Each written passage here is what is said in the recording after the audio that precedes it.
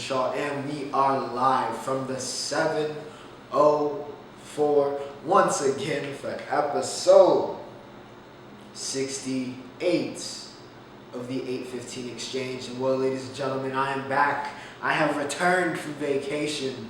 I feel like a new man. It was a great time. Shout out to all my friends. Went to a cabin in the Blue Ridge Mountains. It was fantastic. It was like 12, 15 of us. And yeah, super duper nice.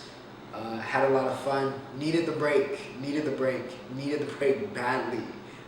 Needed the break, and then I got a 2-day turnaround. We got class today and tomorrow, and then we're back in the 336 for Thanksgiving.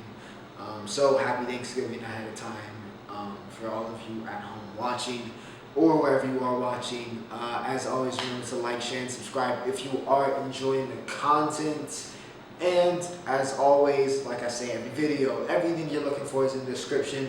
My social medias, timestamps, everything you're looking for, everything you could ever want, everything you want to find, you're searching for it, it's in the description. So feel free to go look at that. And yeah, while I was gone, I was still able to, keep up with the sports world, keep up with the entertainment world. So we do have plenty to talk about for today's episode 68.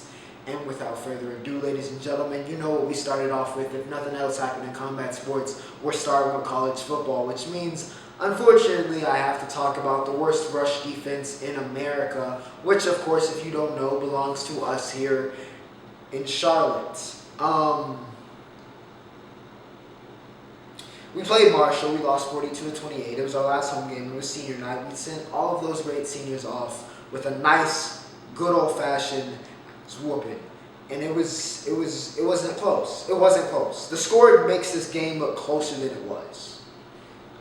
Frankly, watching the score and Marshall just continuously run it up on us was so incredibly frustrating. Possibly only slightly less frustrating than watching it in person. Rasheen Ali goes for 203 and 3 touchdowns. Because every running back, it doesn't matter if you're a good running back, just have to be a running back. Literally, if you run the ball in any sort of capacity on the football field, you're going to have a career day versus us. And what do you know? Ali had a career day. Let's see. Grant. Oh, my God. I'm so glad to no longer be playing Grant Wells. 267, 2 touchdowns for him through the air. Marshall had 5 touchdowns rushing total. Listen, if we don't make a bowl, which it's probably more than likely we're not going to make a bowl. We're going to lose out here to end the season. We don't deserve it. We as a team do not deserve it. Sure, the offense can put up points, but there's games where the offense needs to put up points where we didn't. Or made mistakes in crucial situations. No amount of Jerry Richardson magic can erase how bad this team has been this year. It's not been good. The defense has been...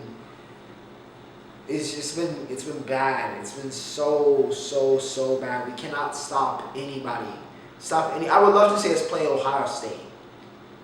I would love to see what would happen if we played Ohio State.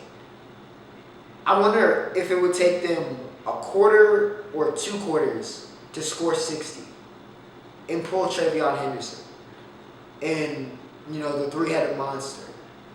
And probably end up having to pull Julian Fleming and Marvin Harrison Jr. because that's how deep they get, and they still be torching us. It's bad, man. It's bad. It's just all bad. It's terrible. No words. Moving on here, speaking of Ohio State, let's talk about, on a more happy note, Ohio State and Michigan State. My God. My Lord. Ohio State they treat Michigan State like, Bama's out here treating whatever FCS team they play during the non-conference weeks. Like, it was this from the jump. I was watching this game. From the jump, Ohio State goes, I think, 8 for 8. First drives all the way down, touchdown. Just non-stop. Michigan State, worst pass defense apparently in America. So we started off talking about the worst rush defense. Now we're talking about the worst pass defense. Got shredded. Now all of the attention is going to be on CJ Stroud because he's the quarterback. And to be fair, CJ played a phenomenal game. 32 for 35, 432, 6 touchdowns. But while the rest of the media, I'm sure, is going crazy about Stroud and lauding him for a Heisman contingency, I tweeted it out, and I'm gonna put it very simple. Okay, the Heisman Trophy winner on this team is not C.J. Stroud. He is not by any means, not even really close to being the best player on this team. This three-headed monster, three-headed dragon, three-headed snake, three-headed goat. Really, it's a three-headed goat. Receiving corps that Ohio State has of 3 number 1 receivers, 3 first-round receivers, 3 of the best receivers in the country is ridiculous. It's ridiculous. It is unstoppable. 7 receptions, 140 and 2 touchdowns for the senior Olave. Garrett Wilson, 7 receptions, 126, 2 touchdowns. And the baby, 10 receptions, 105 and 1 touchdown for JSN. Good. I mean, the thing is, forget about Trevion Henderson being one of the best running backs in the country as a freshman. Forget about that. For a moment, just think about how you would stop these 3 receivers. Normally, if you're facing a number 1 receiver, right, you double. That's what you would do. You double that guy and you try to take him out again, right? But you can't do that because you got to worry about the other 2. And you can't do that. You can't do that because you would leave either one of them open or one of them in single coverage. You can't cover them singly. You can't put them in zones because Ohio State's offense is so good they know the zone breakers. It's just there's no way to cover Olave, Wilson, and JSN without one of them going off. And it's the biggest reason why Stroud is putting up these Heisman numbers. Of course, it's not me trying to slander CJ Stroud. He's a very good quarterback. Very good quarterback. But the Heisman Trophy needs to go to their receiving corps as a collective because it's incredible. Absolutely incredible to watch. Ohio State, I will put them at number 3 in the country in my opinion. I know they're number 2 on the AP poll because they're just not rocking with Cincinnati. But Ohio State definitely is a contender. I felt this way. I'm only worried about that defense, even though the defense played phenomenally against Michigan State here, on Saturday. Ohio, but that offense it's a well-oiled machine. That is a national championship winning offense. Only really worried about their defense, but if the defense shows up like they did against Michigan State, they are absolutely in contention to win the national championship. And it'd be very, very interesting to see if they go against Georgia and see this potentially all-time great offense versus this potentially all-time great defense. So that would be a very, very interesting matchup. But Ohio State kills Michigan State. Clemson is still Clemson, ladies and gentlemen. They take down Wake Forest 48-27, and they did it with the run game. They took the ball out of DJ's hands and said, listen, Kobe Pace, go do what you do, 191, 2 touchdowns. And, of course, the phenomenal freshman Will Shipley, 112, 2 touchdowns for Ship, looking like the future of the program. Yeah, Bo Collins, another young star for Clemson. Breakout game for him here, including that fantastic one-hand catch on a great throw from Big Cinco. He had 4 receptions, 137, and a touchdown. The defense for Clemson, though, was absolutely massive in this game. Though you might see, they gave up 27 points. Wake Forest has been scoring on everybody all year. It doesn't matter who the opponent is. They've been lighting it up. And Clemson was causing them problems. Causing them all types of problems. And then their defense, the Achilles of Wake Forest all year has been that defense, and they had no answer. They had no answer for the Clemson run game. They were able to establish that. They made everything else easier. And yeah, Clemson has a chance at the ACC championship. Has a chance. They are still Clemson. The program hasn't just, disappeared just like that. It wasn't an LSU situation. They're not completely dead. They're still, I think, 7-3 now with a shot at the ACC championship. Not gone yet. It's not what it was, a year or 2 ago. But it was a rebuilding year. We knew it was going to be a rebuilding year, and here we are, Clemson once again back in contention. Not for a natty, but, a respectable bowl, respectable, and possibly an ACC championship. So, can't hate on that. Oklahoma survives. I don't know if I've ever said one team has survived so much in a college football season as I've said about this Oklahoma team. They survived Iowa State. Kennedy Brooks had 115, but really the defense had 7 sacks of Iowa State. They were on Brock Purdy all night, also had 2 picks. Though Charlie Kohler, the tight end for Iowa State, game of his life. 12 receptions, 152, and a touchdown. Oklahoma had nobody that could match up with him. But nonetheless, Superman, incredible long run. I think a 70-yarder he ripped off. Was able to do enough. Oklahoma just able to do enough. We've said that way too many times about a team that's supposed to be of their caliber. That's why they haven't been given the respect they've been, they might have thought an Oklahoma team should get in the polls, and it's why. It's because they've survived. They survived against every opponent, and eventually that catches up to them and caught up to them last week. But this week, they survived. They beat Iowa State. They move on. Bama and Arkansas. Another team that just loves to barely win, just loves to survive. Bama just does not dominate anybody, even the bad opponents, which is the vast majority of their schedule this year, which is playing absolutely nobody. Because the SEC's, normal, powerhouses that would really juice up that schedule have been garbage, i.e. Florida, i.e. LSU. Haven't been there. So Bama has not been winning in style points, but they have been winning, and that's what Bama does best. Bryce Young stole the show. 31 for 40, 559 yards passing, which broke the Alabama single-game record. 5 touchdowns for the Heisman candidate from Cali, another Heisman caliber quarterback from Cali. Jamison Williams was the 4th-string wide receiver at Ohio State. J-Mo is now the best receiver possibly in the SEC. That should tell you how stacked, once again, that Ohio State receiving corps is, but also how good Jamison Williams is. 8 receptions, 190, 3 touchdowns, one of the best deep threats in the country. Look, Michi's back, man. Mechie's back. 10 receptions, 173 and a touchdown. Henry 202, 13 tackles, 2 sacks, 3 tackles for a loss. Now, KJ Jefferson also did his thing. 22 for 30, one of his most efficient passing days. 326, 3 touchdowns. Treylon Burks, one of the top receivers in the country. Biden in the injury. Dude had one shoulder, still had 8 receptions, 179, 2 touchdowns. Sam Pittman, like I said earlier in the year when Arkansas rose to top 5 in the country, he's got them going in the right direction. They were competing all game long with Bama. Just couldn't shut them down defensively. Gave up a long touchdown to J-Mo. And which was excruciating because it was like, all you have to do, they're going to take that deep shot. Safeties, get back, don't let anybody past you. It's the first rule. The first thing they teach you is playing safety is don't let anybody behind you. Let them behind you. Got torched. Great catch by J-Mo. And Bama gets out of there with the win. They remain in playoff contention and really setting up that SEC championship game, which is probably going to be the biggest game of the season up till that point. Michigan takes down Maryland 59-18, setting up Hate Week officially kicking off. Ohio State versus Michigan, one of the best games.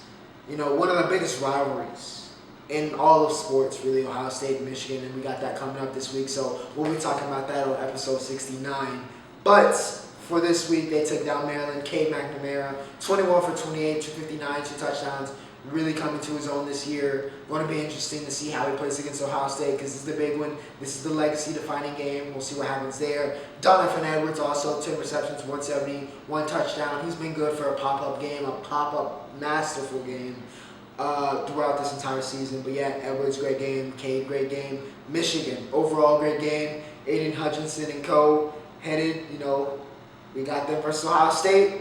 Or as Ohio State would say, Ohio State versus that team up north. So, going to be interesting. I think everybody in the country is going to be tuning in on that one. But yeah, probably the biggest version of Ohio State Michigan we've had in quite some time. So, definitely going to be one to watch out for next week. Staying in the Big Ten, Wisconsin, Nebraska, Braylon Allen. What more to say, man? What more can I say about this dude? 228 on 22 carries, 3 touchdowns, with some ridiculous touchdown runs.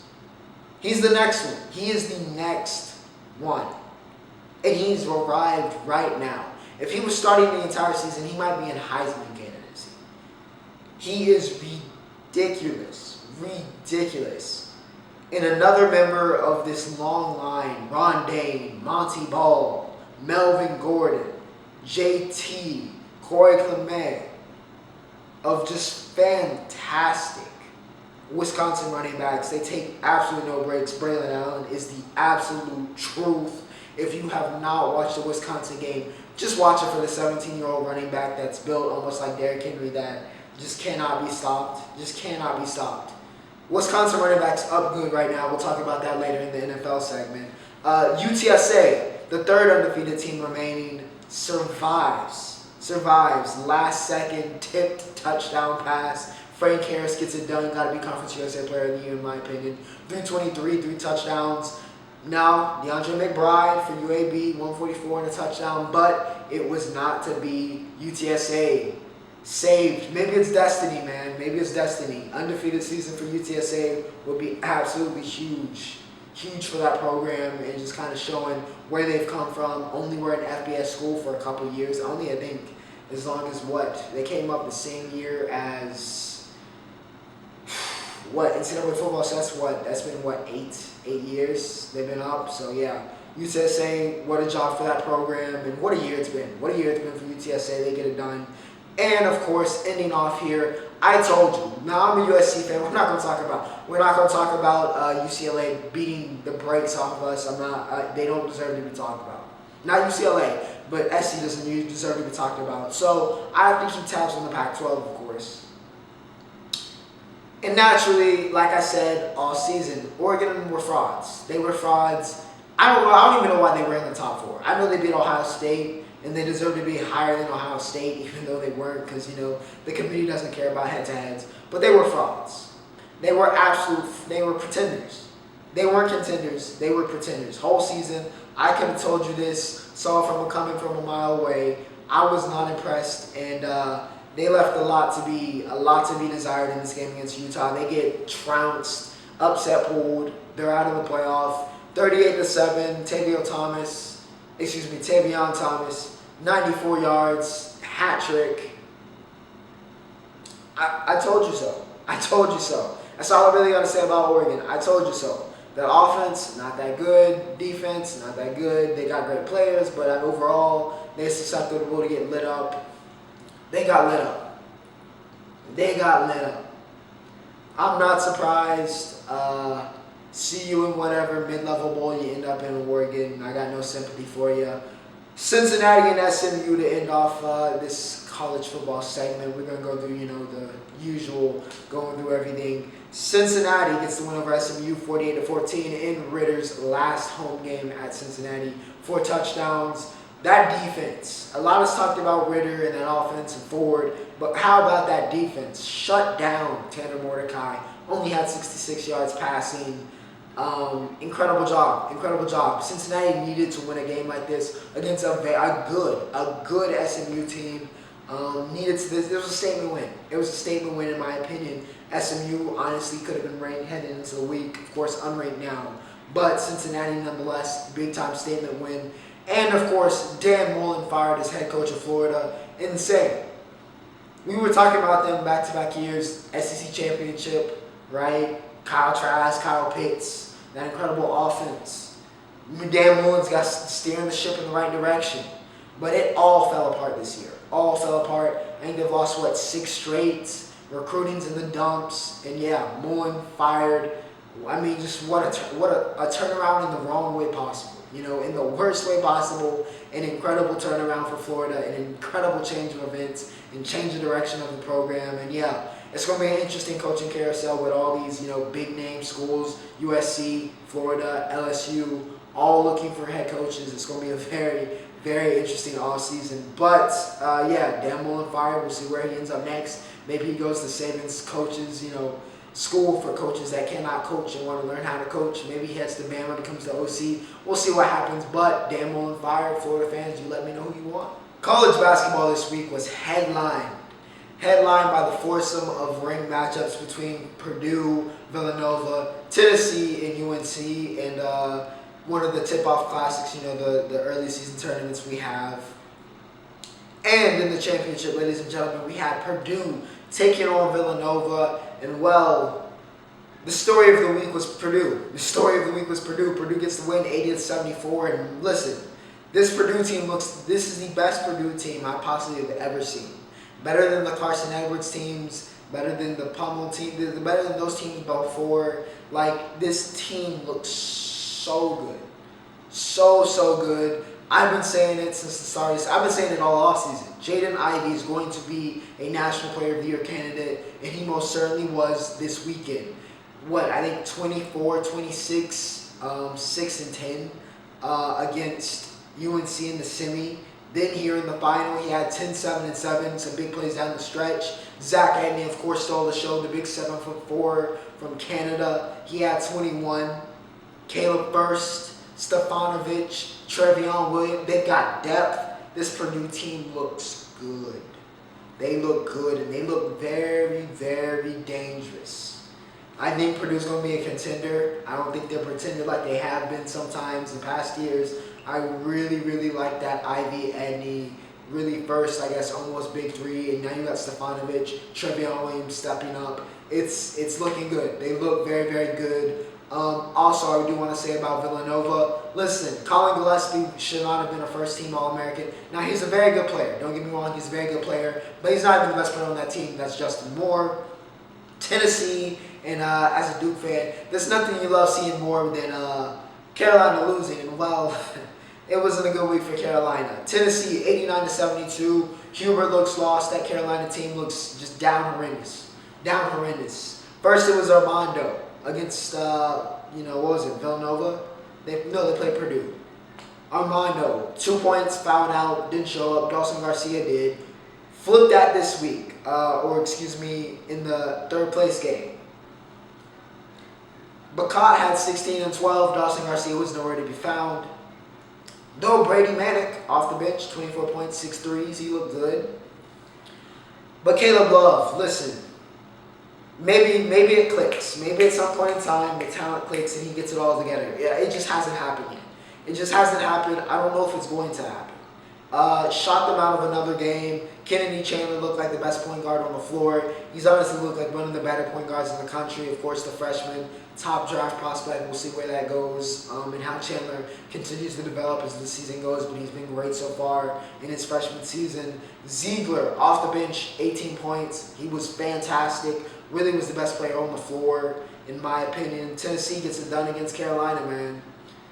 It's not been good. It's not been good early on here. Now, I know you played two very good teams, but you didn't see that level of effort that you would expect from a Carolina team. You didn't see that standard being upheld, and it could be a long season. Maybe they get it together. There's some talent there, of course, but in Hubert Davis's first season, we'll see. We'll see what happens there. I think Carolina's season is going to be an emerging storyline here and seeing what direction they go. Is this going to be another down year in what is, been a couple down seasons for Carolina since that national championship? Or do they make the corrections? Do they rise and they're, do North Carolina stuff? We'll see, but good one for Tennessee. I think they'll be a good team this year. Don't know if they're a contender yet, but they'll be a good, good ranked team. Of course, Purdue, man, stole the show. Absolutely stole the show this weekend. But that was college basketball. Now for entertainment, ladies and gentlemen. I'm going to be honest, because I was, on vacation, living it up, I didn't really get to see, or engage much in the entertainment sphere this past week. I will remark on some stuff that did happen, though. Of course, Adele dropped her album. I haven't listened to it yet, but listen, Adele, biggest artist in the world, I dare say. Or one, at the very least, one of the biggest artists in the world. Returned with 30. I have not listened to it yet. I've heard some actual kind of mixed reviews, which is interesting. I've heard a lot of praise, but I've also heard, it wasn't that crazy. But, haven't listened to it yet, so no album review on that. Tiger King 2. Listen, the show of quarantine that felt like a pipe dream. One of the greatest shows in Netflix history. In terms of entertainment value, I mean, it was one of the lasting moments of 2020. It was Tiger King. Tiger King 2 dropped. I haven't seen it yet, but of course it's not getting the same attention, I would say. It's not the same cultural revolution that Tiger King was. So we'll see. It's going to be interesting. I know there's a lot of stuff going on with Joe Exotic right now in show that I've heard, but also just kind of out of show dealing with his health. So we'll see. We'll see. It's definitely in the queue to be watched.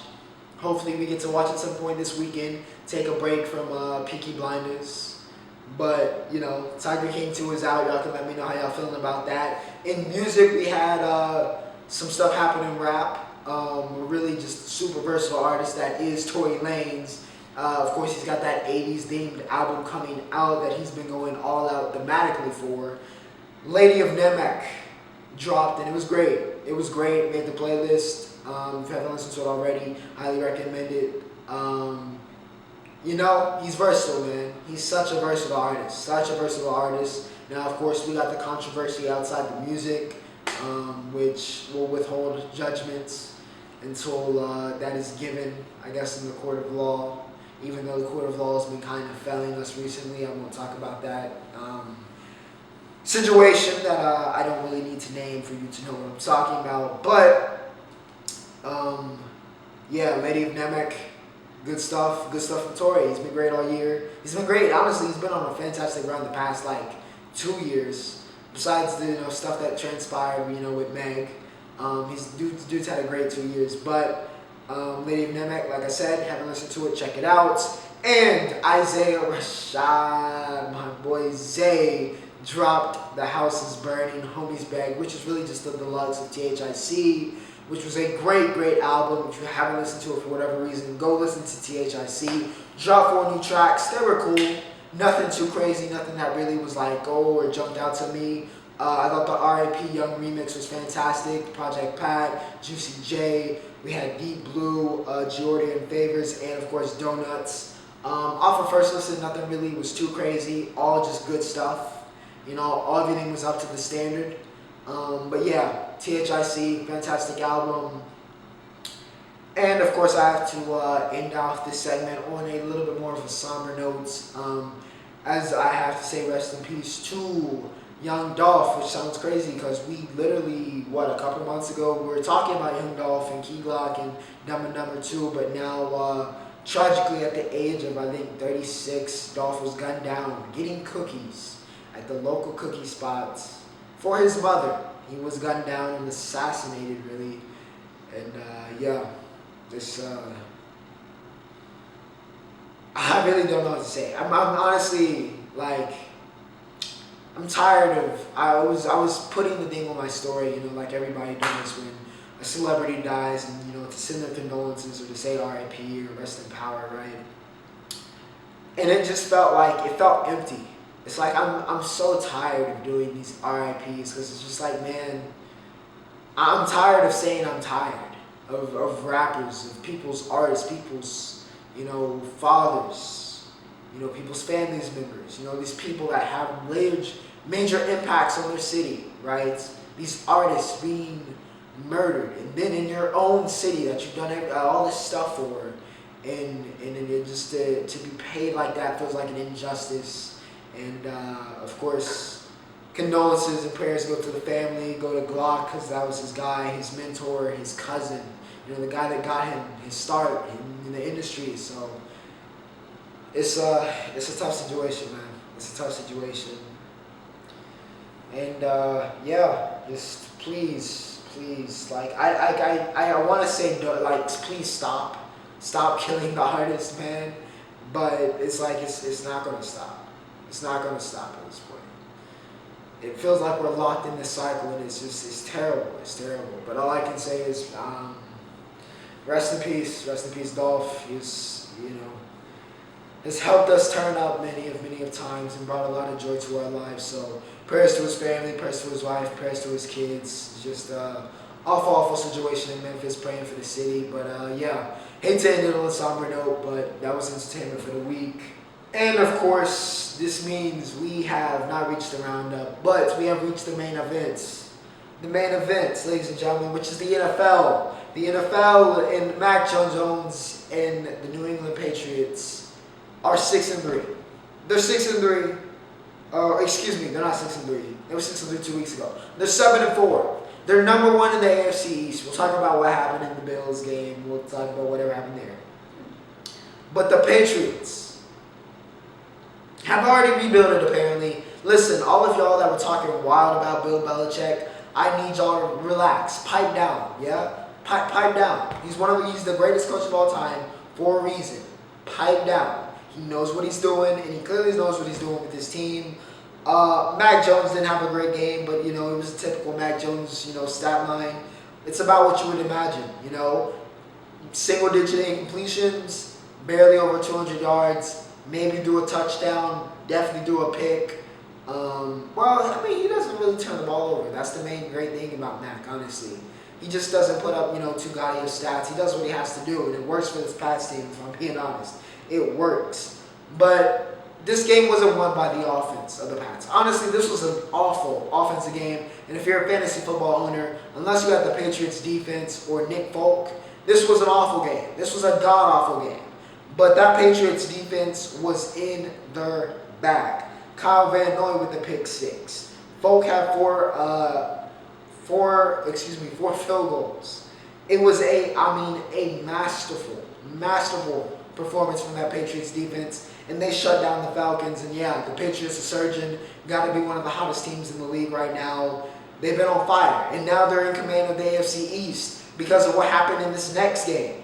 The Colts did unholy things to the Buffalo Bills yesterday.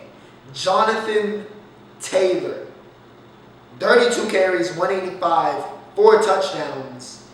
But it really, you got to add the 19 yards to put him over 200 yards total. I think that's 204. 3 receptions, 5 touchdowns. Over 200 yards, 5 touchdowns for JT. He's been really, dare I say, the MVP down the stretch here.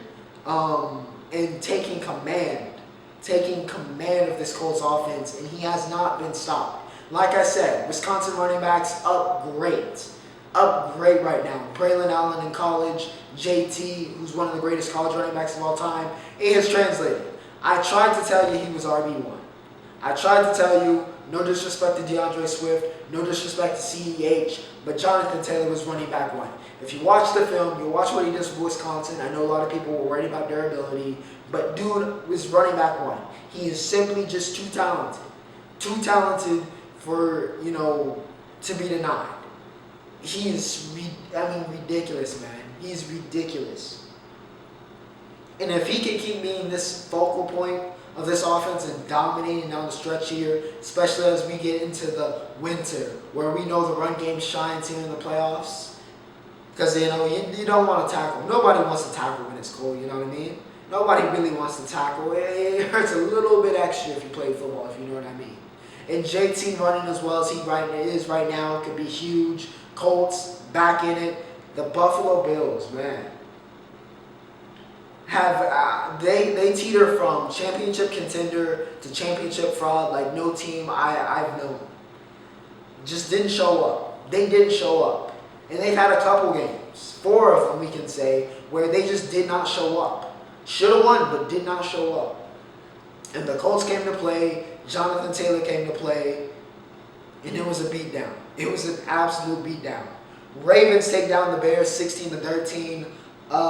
Fields gets knocked out of the game. X-rays came back negative on his ribs, so no broken ribs here. Lamar was out for this game, so Tyler Huntley had to start. Listen, it wasn't pretty. But the Ravens did what they had to do, get the win on the road here, a big win to help keep them in control, keep them at 7-3, keep them with that positive record. The Bears, listen, let's be real, they weren't going to do much anyway. This was a big opportunity to change your fortune here with the win in a very winnable game at home, but wasn't to be. Another ugly game. There were a couple of them. Let's be real, there was a couple of them this week. The Browns beat the Lions 13-10. The Lions still are yet without a win. They started Boyle this week, who has an incredible story, by the way, of how he became a starting quarterback.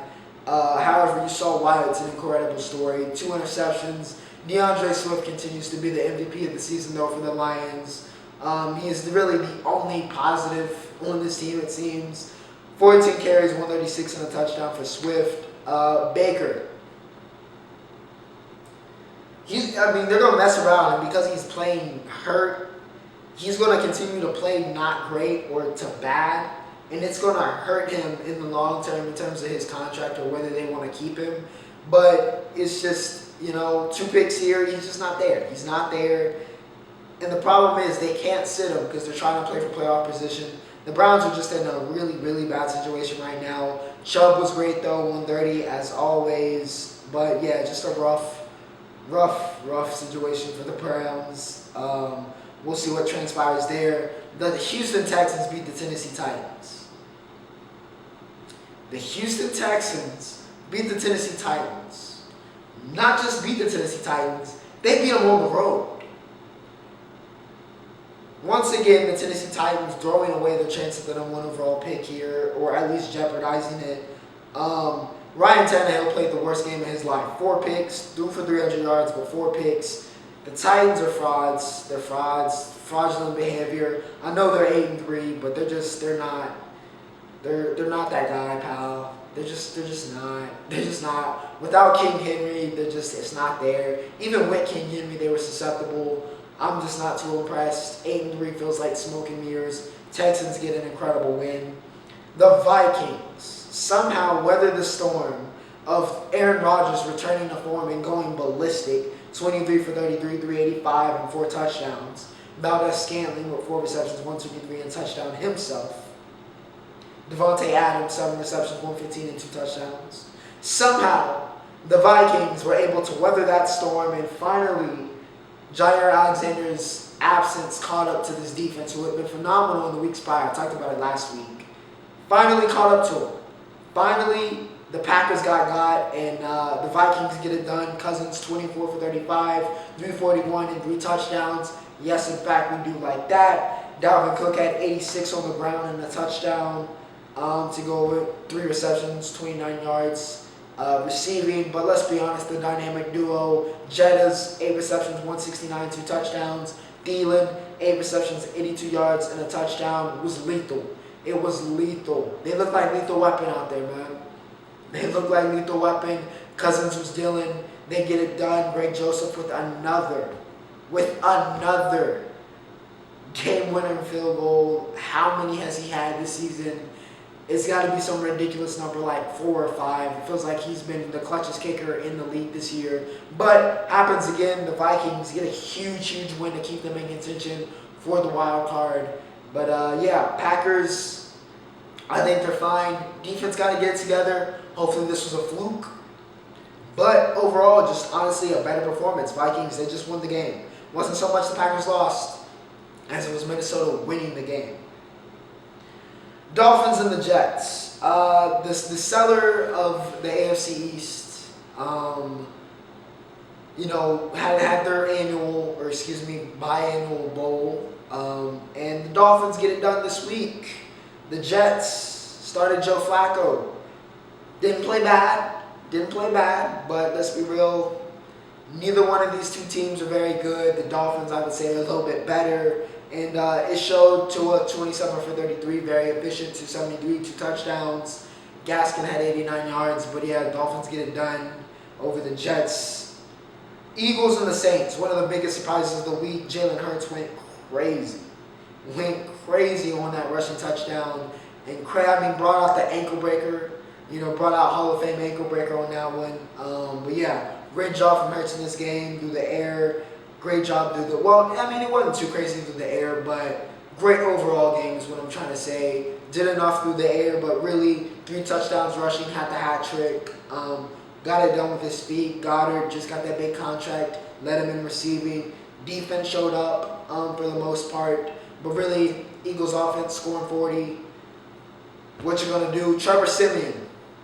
I actually think the Saints are possibly missing Jameis, which sounds crazy, but I feel like they're missing him a little bit. Siemian, 2 turnovers, the 2 picks, 2 fumbles, and the turnovers ultimately killed the Saints in this game. The defense couldn't stop anybody, but they were put in some unfortunate situations. Hurts, like I said, hat trick, Jake Elliott, a series of field goals. They were able to withstand that 4th quarter comeback attempt by the Saints and get it done. Eagles win. Washington and the Panthers. Of course, it was supposed to be Cam, Superman's return to Charlotte, return to the 704, and it was. It was. Had that great touchdown run. He went 21 for 27, 3 touchdowns really. McCaffrey did his thing, 100 yards total offense and a touchdown. You know what CMC does. It's why he's one of the best players in the world. But Taylor Heineke, Ever since I slandered Taylor Heineke, he's been playing better. So maybe I need to slander Heineke again. And, you know, that's going to keep Washington. It's going to keep that engine turning. 16 for 22, 206 and 3 touchdowns for Heineke. Scary Terry was in full effect. 5 receptions, 103 and a touchdown. Washington get the win here. They move to 4-6. You know, the Cowboys, of course, they've got that commanding lead, even though we'll talk about what happened this week. They've got the commanding lead in the NFC East. But Washington, if they can get hot here, they've got to, you know, reel off a collection of wins. If they can get high here down the stretch, they can make it interesting, you know, in terms of that NFC wild card. But we'll see what happens there. Panthers, you got to win these games. You got to win these type of games. Couldn't get it done.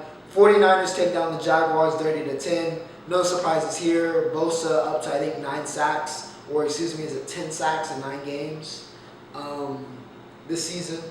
Or no, it's 9 sacks in 10 games. Yeah. Which ties his single season mark. Again, Bosa come back from the ACL, right back to it, didn't take a break. Deebo Samuel has been the guy for the 49ers. He was the guy once again this week, had a touchdown. Garoppolo did enough. Jaguars are the Jaguars. What did you expect?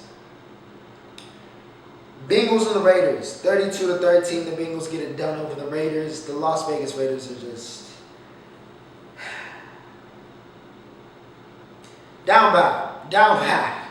Y'all, it's been rough. It's been a nightmare season, which is crazy because you're 5-5, but it's just been, all of the off the field stuff it's been so toxic.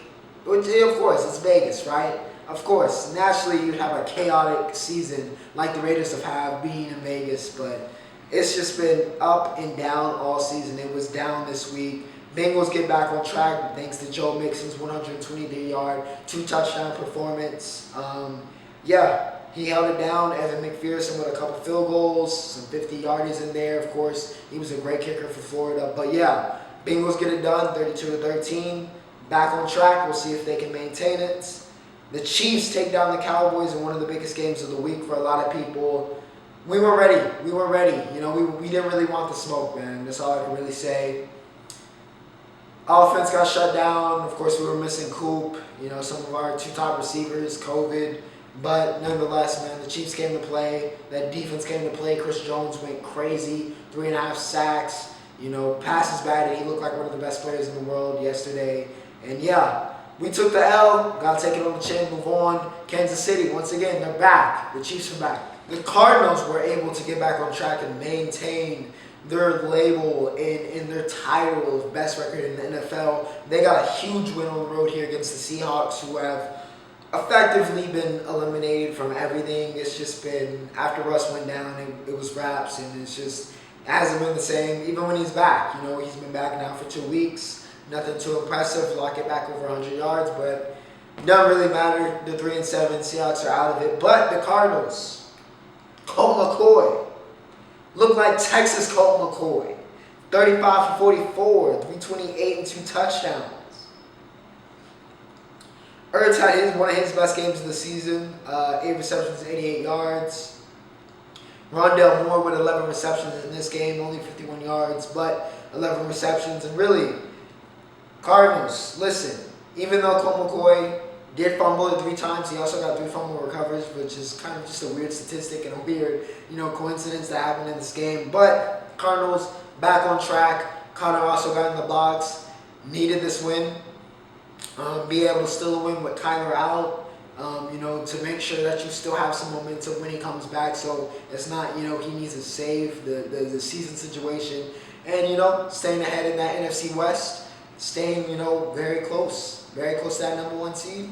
We'll see what happens for the Cardinals, but big win there. And to end off, Sunday Night Football, Chargers, Steelers. I took Jay Herbo's name back last week. We're going to give it back, man. Jay Herbo's back, man.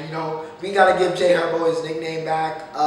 30 for 41, 382, 3 touchdowns. He also had 90 yards on the ground. He needed this game. He was, I'm going to be honest, he was awful the past 4 weeks. He was not the same quarterback that we saw earlier in the season and last year. He just wasn't. But this game, he was back. it was the return of Jay Herbo, and he went crazy, over 400 yards, like I said, total, 3 touchdowns. The Slayer, he's turning it on late here, 9 receptions, 112 for Keenan.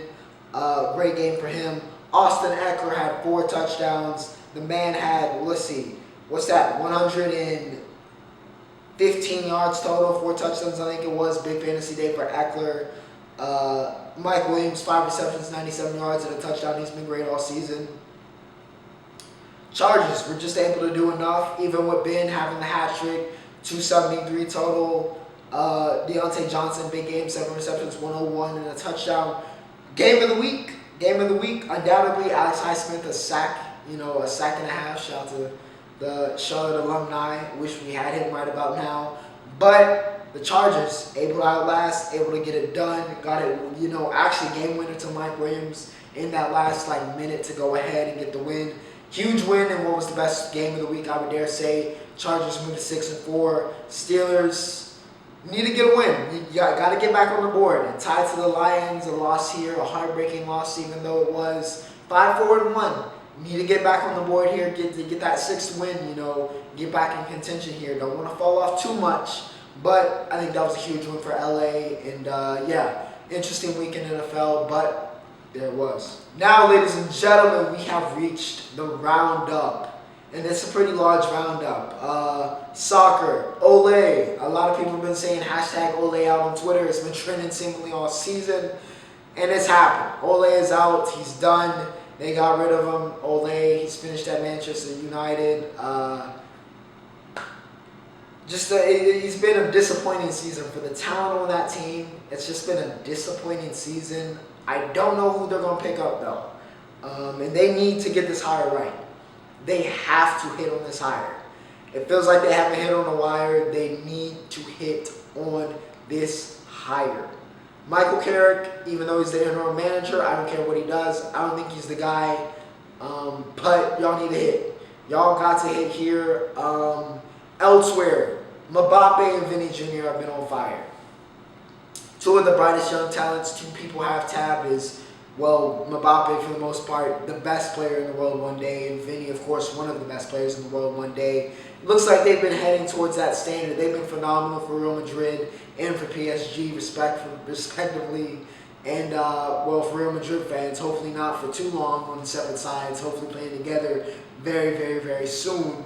But Mbappe, dominant so far for PSG. Vinny Jr. has been showing why he was so highly touted coming over from Brazil. But they've been great. Staying with the young talent. Pedri won the Golden Boy, so congrats to Pedri, well deserved. One of the best young midfielders in the world today. Looks like he's the next one in the long line of a legendary list of Barcelona middies. But Pedri, well deserved. Hasn't been, too spectacular this season, but over really just the course of these past 2 seasons, he's been that core of stability that Barcelona hasn't had and have needed, and to have it come from a teenager is huge, and he's been fantastic for them.